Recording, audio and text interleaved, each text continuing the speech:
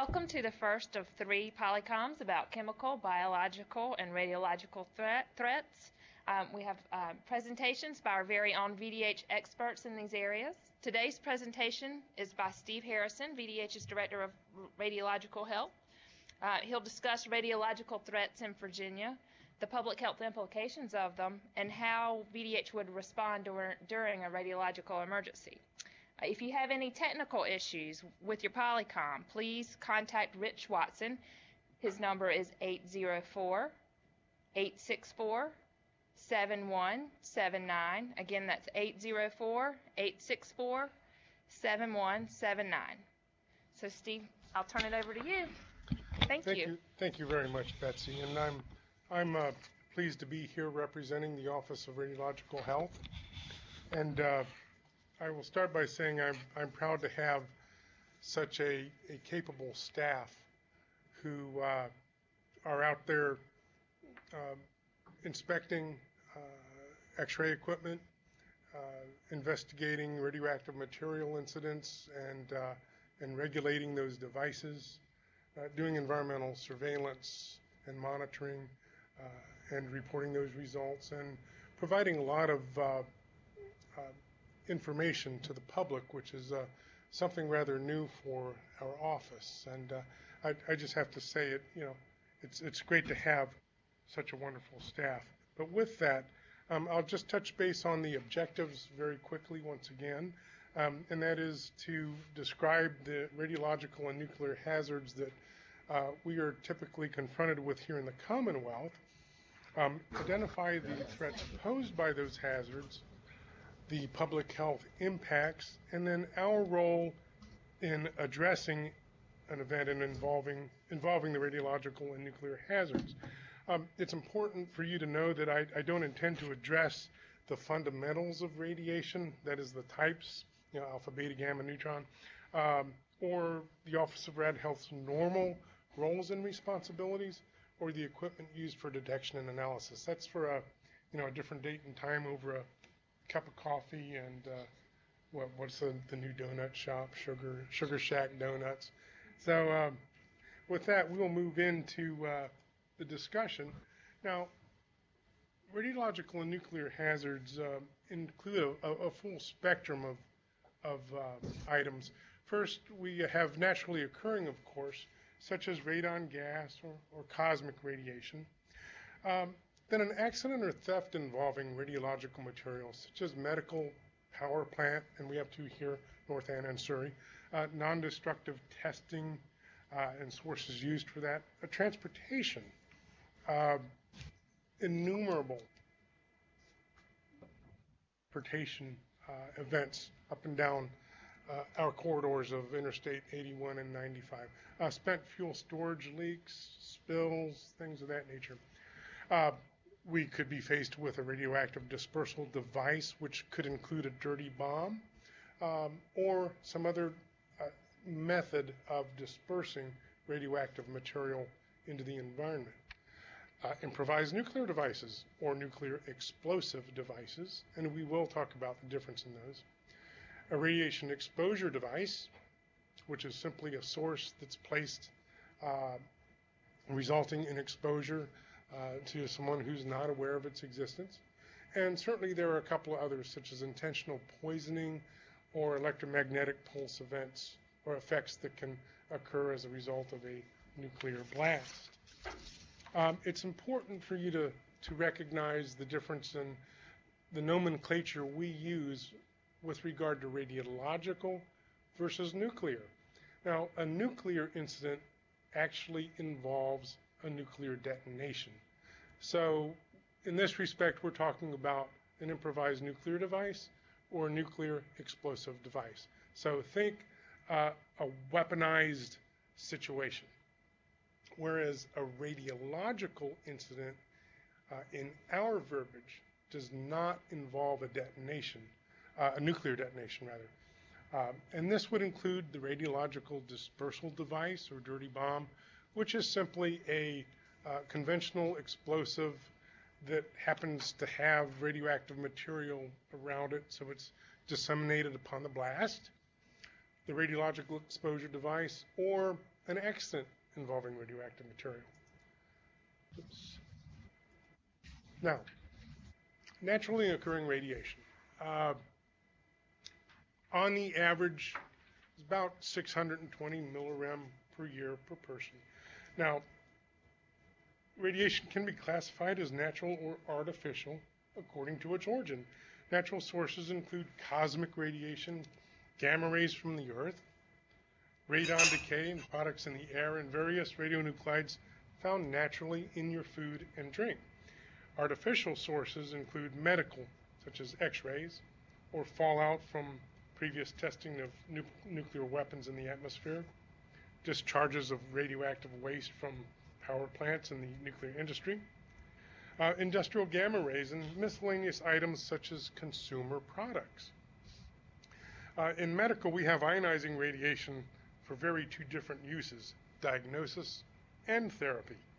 The X-ray examination helps diagnose disease or damage in the body, and diagnostic procedures involve the administration of radionuclides to patients so that detectors outside the body can be used to observe how organs are functioning. Much higher doses are required to treat malignant diseases or malfunctioning organs. Occupational dose and exposure from products constitutes the remainder of our routine exposure, that 2% that you see in this slide diagram. Now, naturally occurring radiation is the first of those that I listed. And we'll start with exposure to radon, a colorless, odorless radioactive gas, which is thought to be the second leading cause of lung cancer, and the leading cause actually among people who have never smoked. Exposure to the alpha-emitting radon can cause as many as, we estimate, 700 cases of lung cancer each year in deaths, actually, each year in Virginia. According to the EPA, the Commonwealth has 46 counties and 15 cities that are classified as Zone 1 or high-risk areas, and 24 as Zone 2 or moderate risk. And these can be seen on the EPA.gov website. Now, that map should be referred to, particularly if you're interested in doing a radon test, which we encourage people to do in Zone 1 and 2 areas. But it is only guidance. The map should never be used to predict radon levels or be a substitute for an actual test. Indoor radon usually reaches its maximum concentration during the coldest winter months. So the lowest livable level of the structure should always be tested, because that's where the highest radon levels are typically found. Kits may be obtained from commercial vendors over the counter at Walmart, Home Depot, or other retailers, or our own Office of Radiological Health can provide a coupon with a cost savings from some of the laboratories. And the lab costs are typically included in the purchase cost of those radon test kits. So make sure that you check that out. They can be as low as $11 and range up to $25, give or take a few.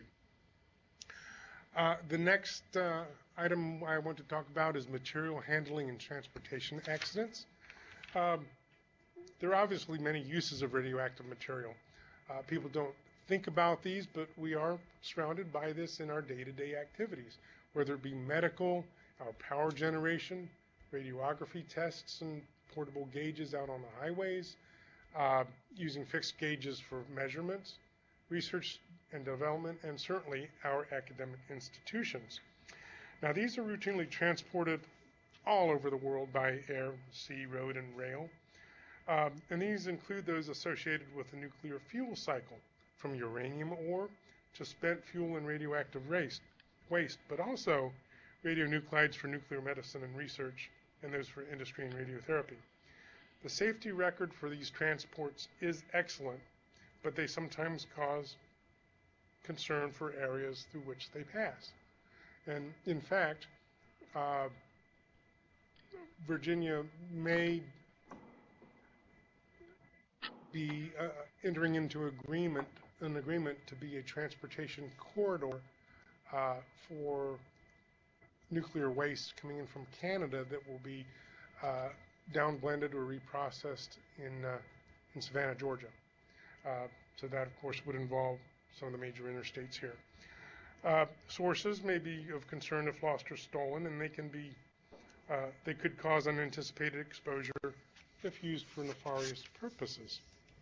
And I'm going to follow with a couple of examples of everyday uses where sources could be available if taken and misused.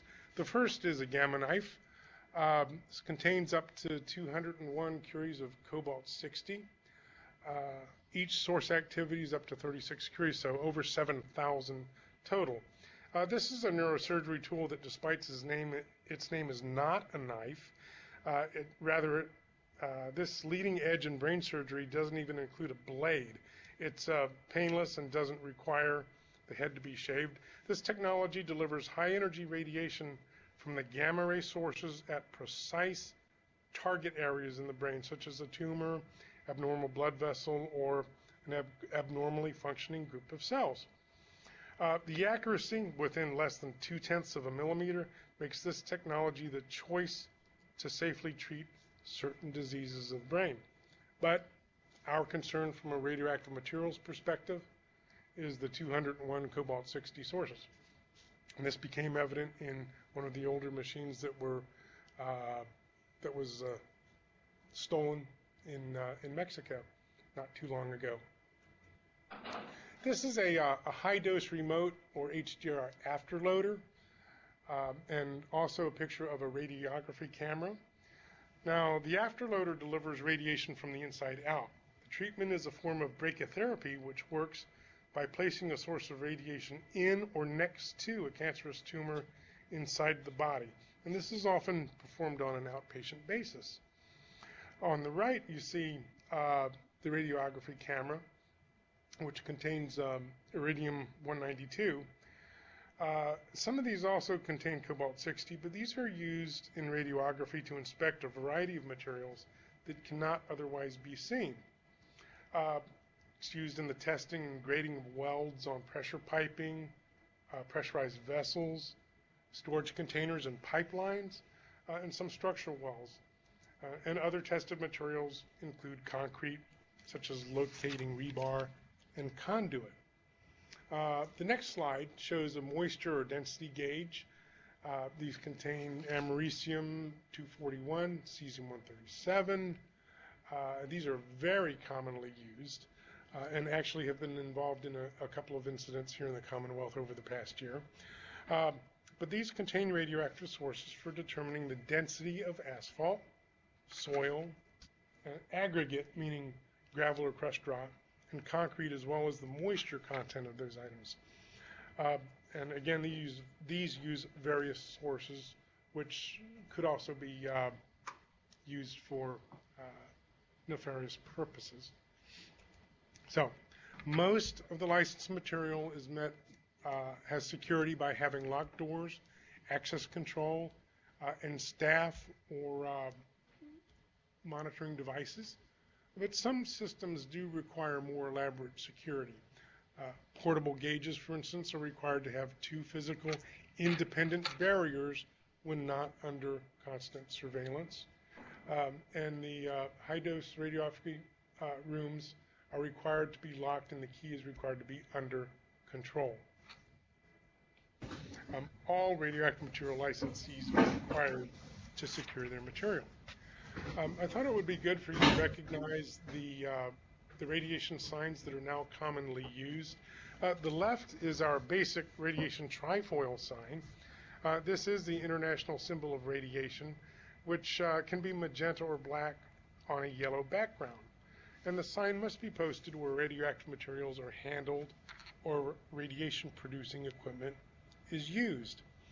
On the right is an ionizing radiation warning symbol, and this is used by the International Atomic Energy Agency, and it's intended for sources that are capable for causing death or serious injury, such as food irradiators, teletherapy machines, and industrial radiography units. And this is actually placed on the device that houses the source, as a warning not to dismantle the device or to get any closer. It's not visible under normal use and would only be visible if someone is disassembling the device properly. It's also good to know the different type of radiation levels, and you will commonly see these on motor carriers up and down the highways. We have a radioactive white 1, a yellow 2, and a yellow 3 symbol. All shipments, with the exception of those containing limited quantities or low specific activities, bear 2 warning labels affixed to opposite sides of an outer package. And the 3 different labels are used, the 1, 2, and 3. And notice on the yellow 2 and 3, I can't use the pointer here, the rectangular box on the slide, they're empty. But what this means is that at 1 meter from the package, the radiation dose rate should be no more than the dose that is listed in this box. That way, the responder can identify whether or not the package is intact. Okay. The number 7 is actually a UN hazard class 7, which is a label for radioactive material. Most shipments are associated or accompanied by documents such as shipping papers or bill of lading, which are valuable in assessing the hazards in transportation accidents. And all are supposed to have a 24-hour contact number for information about the carrier, the material, the provider, and the potential side effects. Before you move on, let's make sure, everyone, please make sure your mics are muted. This is a shot of a transportation accident in Denver, and you can actually see the radiation sign about the lower middle section on the back of the truck. So from this angle, you can identify that the trailer has a radioactive material placard and that the rear door partially open and a shipment of items is tossed around inside the trailer. So obviously this is something that the first responders would be looking for. In Virginia, we've had a couple of gauge accidents. In 2011, an incident on Interstate 64 west of Schwart Pump, which actually involved the closure of all I-64 East lanes just west of Oilville. And in 2013, there was a vehicle fire, a pickup truck actually, that caught on fire, that involved this Troxler gauge. But the radioactive material actually remained intact. One of the reasons that we are participating in these conversations and increasing our level of public information is to do outreach to the first responder community. We urge them to call us, and we can be contacted 24/7 through the state EOC. The incident on the right actually involved the evacuation of some 16 nearby households, which really was not necessary. And that's the type of conversation that we need to have at the time with the incident commander to prevent overreaction, which is the tendency for people to do when they see anything radioactive. We can certainly have radiological incidents of an adversary interest. And here are a couple of examples. The terrorist interest in material for use in an RDD, a radioactive dispersal device, is real. There have been several documented cases of theft, unauthorized access, terrorist plotting, and criminal participation in the acquisition of these materials. Several range from unauthorized individuals in rooms housing high-activity devices, or terrorist plots that have been actually disrupted where there was intent to deploy a radioactive dispersal device. So there is actual intended malicious use of the material. Excuse me. In 1998, there were vials of cesium-137 stolen in Greensboro during an NCAA tournament, and these were never recovered. Insider involvement was likely. There was unauthorized access to a gamma knife room in Pittsburgh. An Egyptian national on a student visa was found later in the hospital room housing the large gamma knife containing the cobalt-60 sources. In Argentina in 2009, 2 armed men entered a drilling equipment storage facility. They handcuffed the guard, took the keys to a source bunker containing cesium-137, and the company began receiving extortion calls demanding $500,000 if the thieves were not paid. And the most recent in 2013 was the cobalt-60 source stolen inadvertently in Mexico.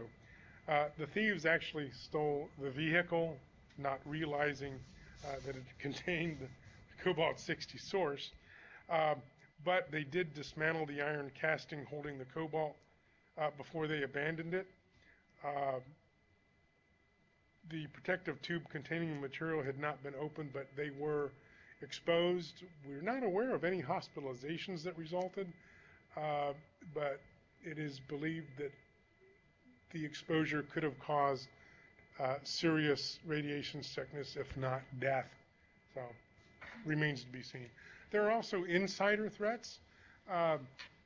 Several events have highlighted the willingness of professionals with academic or technical backgrounds or access to sensitive facilities to commit serious crimes or acts of terrorism. In the majority of the cases shown on this slide, or people involved in each incident had at one time been educated or employed at the facilities that house the radioactive materials. So we have University of Alabama in February 2010, where a Harvard-educated neuroscientist killed 3 and wounded 3. Afia Siddiqui in Pakistan was arrested with details about a biological and radiological weapons attack on the U.S. And Sharif Mobley, who was in fact a U.S. citizen, who shot and killed someone during a gun battle with police in Yemen while trying to escape from a hospital. He was a laborer at several U.S. nuclear plants, and it was thought that he, too, was seeking radioactive material. Now, some examples of nuclear incidents.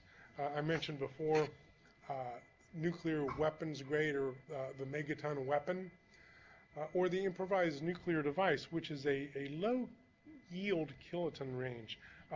Possible use for terrorism. This is recognized as a Department of Homeland Security National Planning Scenario 1. So we do exercise to this event, and this would likely be a no warning event.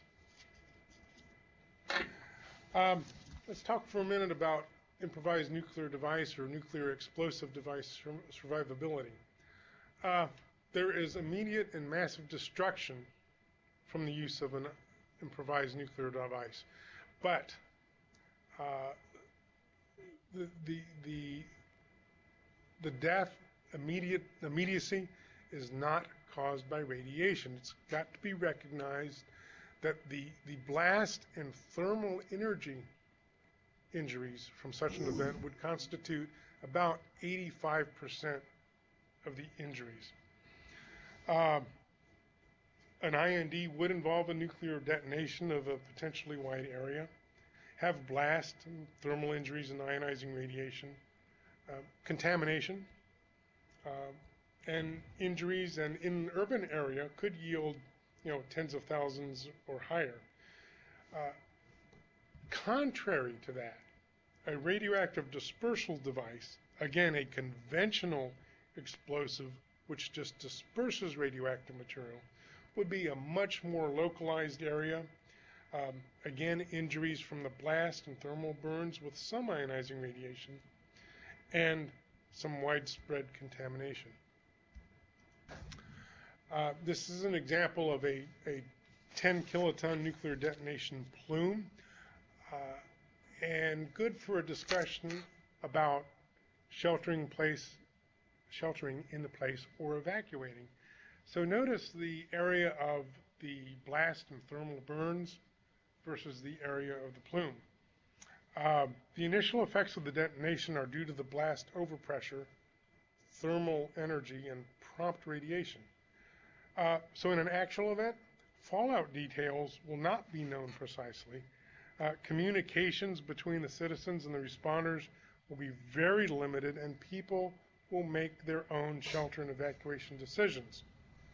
The ability to evacuate by vehicle in the first annulus area or out to the second would be difficult, if not impossible, because of the debris on the road. So the message to take home here is that reducing self-evacuation and instead sheltering in place reduces from 90% to 10% the number of deaths among prompt survivors. Okay, and then dose declines significantly, 10% down to 10% after 8 hours and 1% after 2 days. So this does present an effective argument for short-term sheltering in place until the response community can provide for evacuation of the citizens. This is a very good representation from the Planning Guide for Response to Nuclear Detonation, which was published in 2010, that shows the underground areas of even a frame home to a large brick facilities constitute the most protection, and in an office building, the middle inside rooms provide the most protection. So you can obviously see for a shelter decision where is best to locate. Obviously not on the roof, because exposure from material deposited on the roof would be contributing to this exposure, as well as anything in the outside air. Similarly for the ground level, would have that same problem from material that is deposited on the ground, but underneath the building provides the needed protection. We'll move now into radioactive dispersal devices. This is a device that disperses using, again, conventional explosive or other mechanical means such as a spray. By dirty bomb, we do mean the dispersal of material explosively. So you can see the Murrah building in Oklahoma, aerial dispersal, and other mechanisms that exist. Now, a dirty bomb, again, is a conventional explosive combined with radioactive material with an intent to spread that material over a relatively large area. Again, this is not a nuclear detonation device, and few, if any, injuries or deaths would be caused from radiation exposure. The intent here is to cause widespread panic and chaos. Widespread surface contamination could require prolonged evacuation and some expensive cleanup, but again, this is more the device that's used to cause public angst. Excuse me. Now, some of the unique aspects of radioactive dispersal device is, again, the public has an exaggerated, if not irrational, fear of radiation, which could also extend to the response community if those folks are untrained. Urgency of decontamination is much less than that for chemical or biological events, and it frankly is rather easy to accomplish. A radioactive dispersal device will not likely result in acute health effects, except those related to the thermal and blast injuries.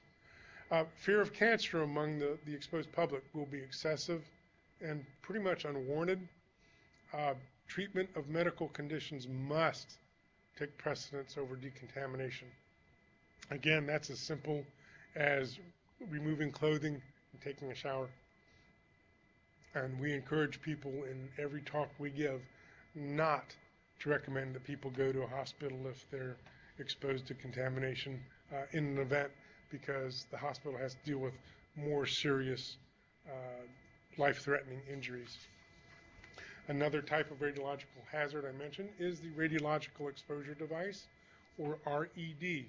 And this example shows a device whose purpose is to expose people to radiation rather than disperse it. And this is known as the silent source event.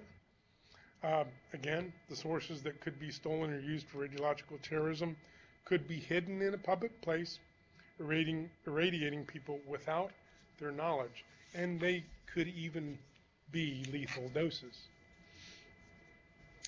There are, of course, the potential for nuclear power plant accidents. Again, here in Virginia, we have 2 stations with 2 units each, one North Anna up in Louisa County and one Surrey Nuclear Power Station down in Surrey, also near Isle of Wight County. Now, power plants use uranium to produce steam for generating electricity. This process transforms uranium into other material, radioactive material, and an accident could occur when heat and pressure build up and steam along with the isotopes are released. There are also spent fuel facilities on site and a spent fuel pool where spent fuel once used is temporarily stored, and that certainly could be a place where an accident could occur. But there are many, many backup systems to prevent this type of release. A terrorist attack could be made on a nuclear power station using heavy munitions, a commercial jet, or internal sabotage. It would be a possible approach for groups who lack technology to develop their own weapons. But this scenario has achieved a great deal of attention from the Nuclear Regulatory Commission. We train against multiple terrorist scenarios for these as well, and the stations and staffs are well equipped to counter such events. Then, of course, there are the accidents, 3 Mile Island being the first notable. It's important to note, though, that no one was physically harmed. The radiation doses were minuscule and actually below federal limits. And this is more what I consider a media or political event with tremendous social and economic impact that affected the future of the nuclear industry in this country. The reactor core didn't receive enough cooling water in this accident, so it did experience a meltdown.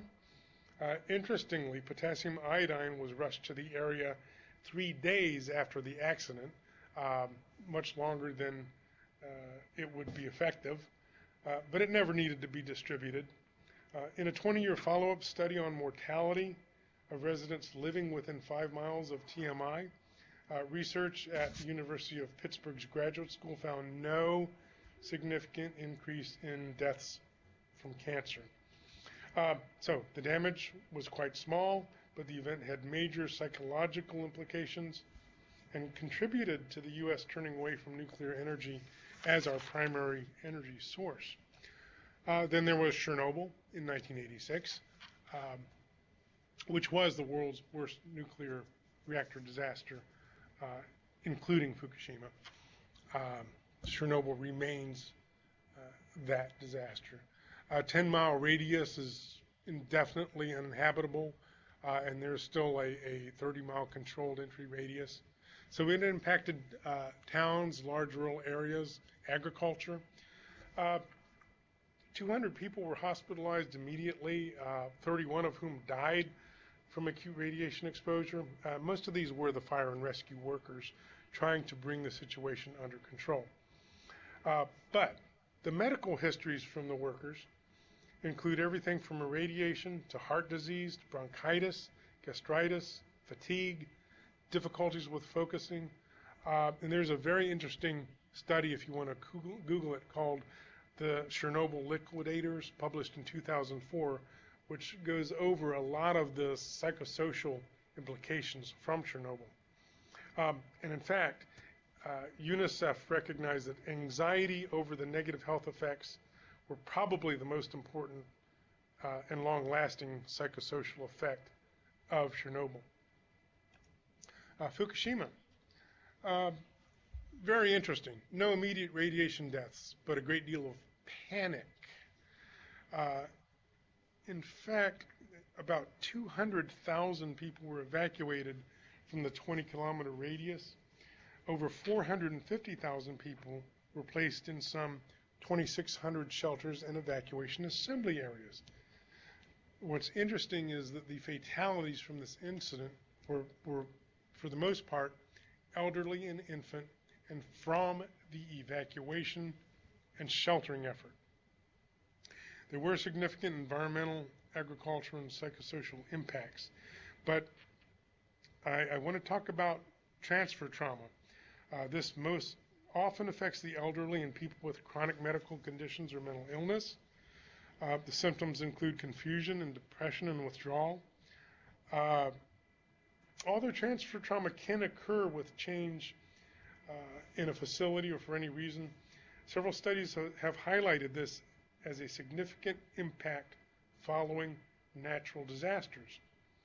There was a good report on nursing home populations after Katrina and Gustav, and researchers noted spikes in hospitalization and death rates 30 to 90 days post-evacuation due to rapid health decline.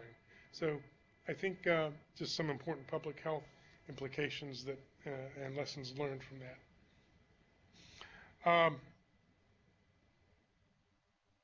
After Hurricane Sandy, there was a safe haven study conducted which indicated that 125 of one of Coney Island's nursing homes 611 residents died within 90 days after the facility's activation. So, again, another important example to look at. Let's talk about some health effects from radiation. This is the generally accepted thumb rule of doses, which I think the slides were made available to everybody, so we won't go through all of these, but the message to take home on this slide is that the effects are from acute exposures of these levels, not long-term chronic exposure.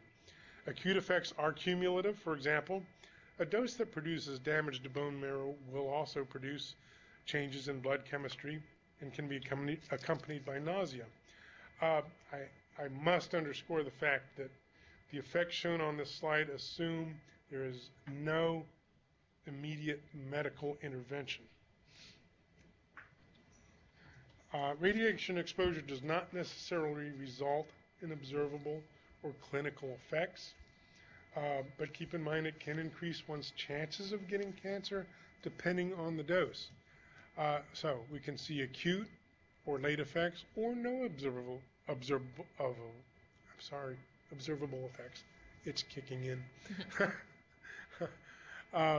There's clear evidence of leukemias and breast cancers and others, and it's important to note the young are at increased risk from exposure to radiation. Now, some of the common countermeasures are potassium iodide, Prussian blue, calcium and zinc DTPA, and GCSF. Potassium iodide, or Ki, which I'll discuss further in a moment, minimizes the uptake of radioactive iodine-131 from a nuclear generating station accident. It's not a magic be-all and end-all radiation pill. It simply prevents the uptake of radioactive iodine-131. Prussian blue is used to treat people who have been internally contaminated with radioactive cesium, mainly cesium-137, and it helps accelerate the elimination of cesium from the body. DTPA works by chelating plutonium or americium or curium, allowing passage from the body. And lastly, we'll talk about Neupogen. A very high dose of radiation may destroy bone marrow, resulting in bleeding and infection. Neupogen is a drug approved for use by the FDA for cancer patients with bone marrow damage due to chemotherapy or radiotherapy. Victims who are considered high priority for radiation injury treatment could receive these granulocyte colony stimulating factors, or GCSFs, as soon as possible to stimulate white blood cell growth. Okay. On to Ki. Again, if radioactive iodine is released from a radioactive event, it may enter the body through inhalation or ingestion of contaminated food and drink. So the thyroid gland will quickly absorb this and cause injury that could lead to carcinoma. But non-radioactive potassium iodine can selectively be taken up by the thyroid and block the radioactive iodine uptake, hence iodine 131 tablets. These saturate the thyroid gland with stable iodine. Now, we as the health department have pre-positioned these in local health districts surrounding the nuclear power stations, but these must be used within 4 hours of exposure to be effective, and has an effective saturation of about 24 hours. Other things we use to reduce radiation, our mantra is time, distance, and shielding. Time, reduce your time of exposure to reduce the dose. Increase the distance from the source to reduce the dose. And incorporate shielding between you and the dose. Now, finally, moving into public health functions, we talk about any disaster, radiological or nuclear included, would include the rapid assessment of health and medical needs, sheltering assistance, injury and illness surveillance, making potable food or potable water, safe food, sanitation and hygiene available, vector control, and the various others listed on this slide. And I'm going to say this picture came after the Franklin flood, in which we were involved in. So it's very important that we design, implement, and interpret results from environmental field surveys and laboratory analysis to help guide our public health response. CDC guide came out not too long ago, Population Monitoring in Radiation Emergencies, a guide for state and local planners. And this tells us that public health practitioners need to work closely with radiation safety professionals, and the CDC published the guidance in this regard, which is now advancing to the Medical Reserve Corps for decontamination assistance, sheltering assistance, PET decon. So the CDC tells us that our missions include setting up washing facilities, community reception centers, registries for the long-term monitoring of adverse health effects, addressing psychosocial issues like the ones I talked about from Fukushima, conducting radiation dose reconstruction so that we can gauge approximately someone's cumulative exposure, and meaningful public communications. Now, we at the Department of Health have a radiological emergency response plan, and it is Hazard-Specific Appendix 3, the Radiological Emergency Response Plan. So in addition to Rad Health's emergency procedures, and we do have our own, VDH's roles and responsibilities are enumerated in this document.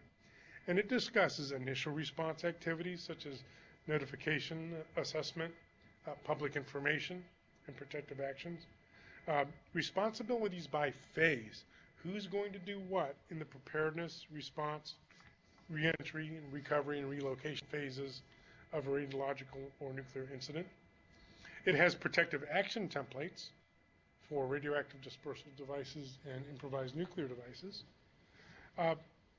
Provides a planning guide for evacuation assembly center setup, and then guidance for human specimen sampling and laboratory guidance.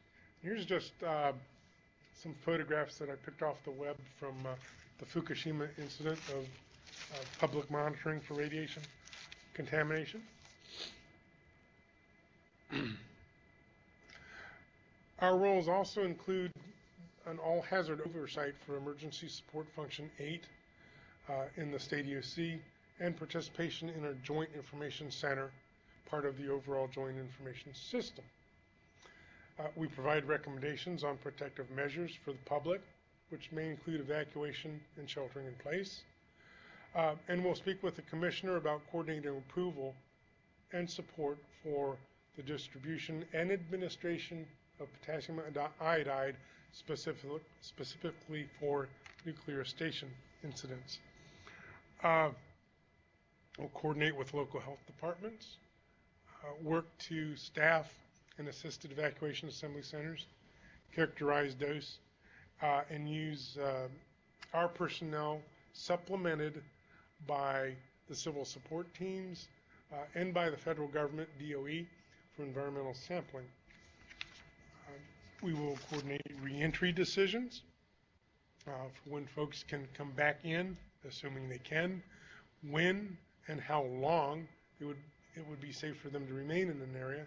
And for example, farmers may need this to go back in and take care of livestock and then come back out. So we would issue them protective clothing and provide stay times for them to go in and come out. We provided advice on hospital and healthcare response activities, treatment and guidance, monitor decontamination efforts, advise on food pathway protective actions. So do we want to withhold food from the farm to market chain until radioactive decay, or do we have to condemn it?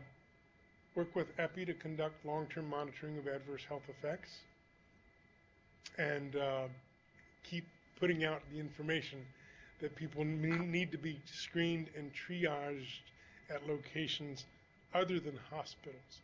That is not the place to go just for decontamination efforts. So with that, I will close, point you to this reference page, and also remind you that we do have a lot of information on our VDH website, and open this up for questions as long as I can still talk. Thanks.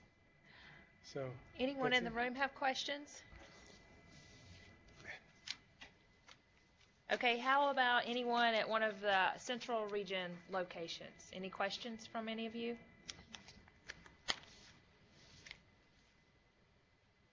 Okay, wake up. How about Northern Region?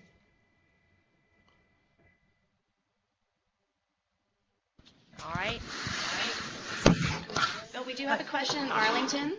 How long do tablets last? Are they good for? Could you repeat that? How? Press it. Oh, how long do the iodine tablets last in terms of time, shelf life? Oh, thank you for bringing that up. About 5 years. In fact, the potassium iodide that we, Department of Office of Radiological Health, has distributed throughout the state will expire in September of this year.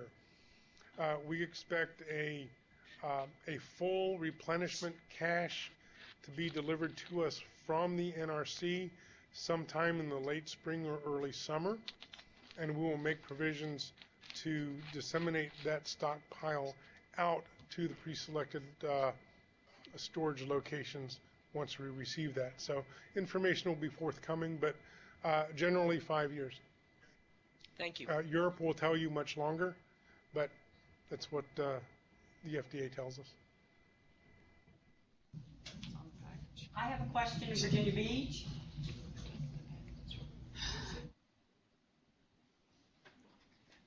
Yes, go ahead.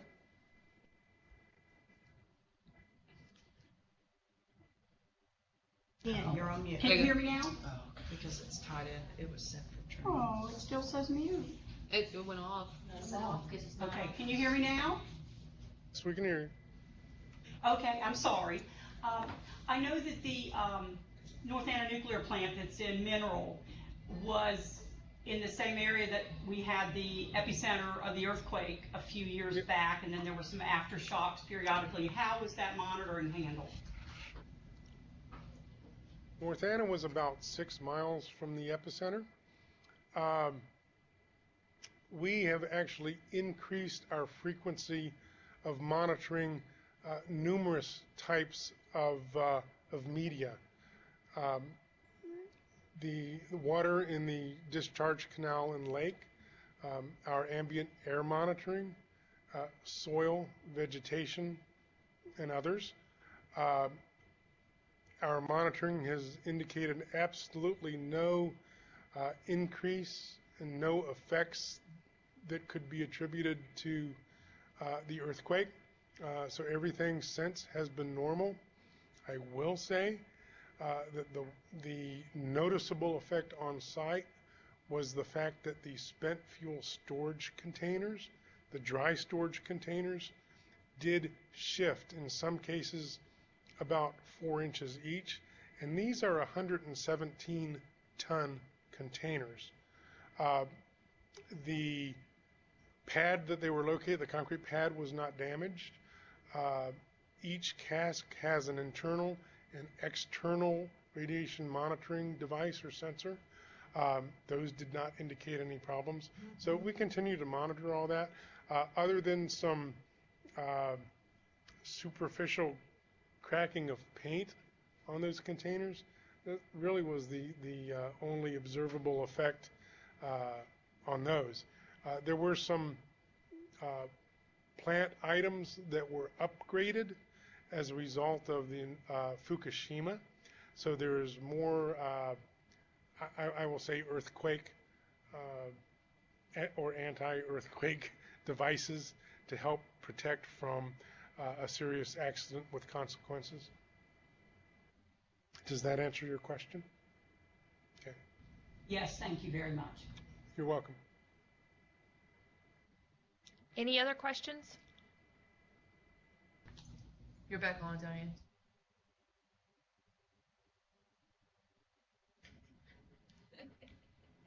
Anyone from Western with any questions?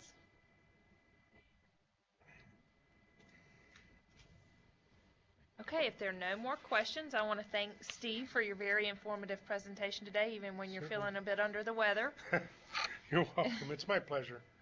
And thanks to everyone, the 160 plus viewers who registered to attend the course.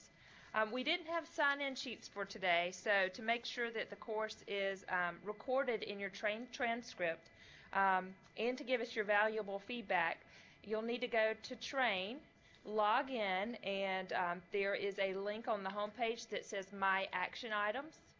When you click on that, you'll see the name of this session listed, and you'll just click there and take a very short evaluation, and that will move the course from in progress and into your transcript. Please also help us spread the word that we are recording these polycoms, and they'll be archived for future viewing. We had a lot of questions about that in the initial announcement. And with that, we hope we'll see you again soon. The same time, same format on March 20th and April 17th for our next presentations on chemical and biological threats. So thanks everyone and have a great day. Thank you all.